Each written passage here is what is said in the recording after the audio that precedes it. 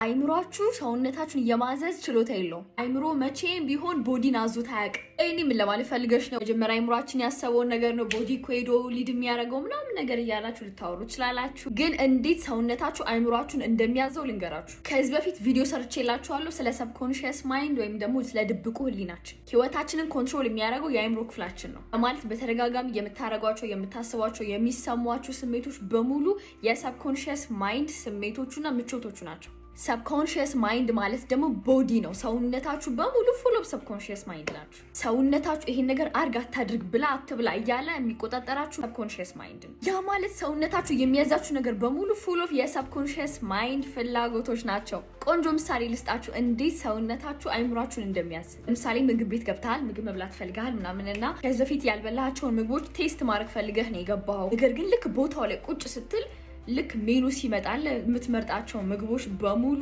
እርቦሃል፣ መብላት ትፈልጋለህ። ስለዚህ ደጋግመህ የለመድከው ምናልባት ፍርፍር ከሆነ ሰብኮንሺየስ ማይንድ ደጋግሞ የሚያውቀው ሽሮ ከሆነ ዱባ መብላት በጣም አሪፍ ነው ለጤና ተብለሽ ወተሽ፣ ነገር ግን ምግብ ቤት ዱባ አታዥ። አይምሮ ቢያዝ ኖሮማ አዘሽ በልተሽ ነበር ዱባ። ምግብ ቤት ስትቀመጪ ግን ዱባ አትበይም፣ ቦዲሽ ነው የሚያዘው። ሰውነትሽ ምን ይልሻል? ረርቦሻል እኮ ምግብ ደስ አይልም፣ ይቅርብሽ፣ አርፈሽ ፍርፍርሽን ቢ፣ አርፈሽ ፓስታሽን ቢ፣ አርፈሽ የሆነ ነገርሽን ቢ፣ ጁስሽን ጠጪ። የለመድሽውን ምግብ ነው የሚያስበላሽ። ላስነግራችሁ የልብስ ምርጫዎቻችሁ፣ የከለር ምርጫዎቻችሁ ኤቭሪቲንግ በስሜት ነው የምታደርጉት። ስሜትን ደግሞ ስናመጣው ኢሞሽን ኢዝ ቦዲ። ሶ ምንም ነገር ላይ ብንመጣ ሁላችንም የቦዲያችን ተጠቂ ነን ማለት ነው። እናንተስ ምን ታስባላችሁ? ቦዲ ነው የሚመስላችሁ አሁን ወይስ አይምሮ ነው በጣም ፓወርፉል የሚመስላችሁ? ኮሜንት ሴክሽን ላይ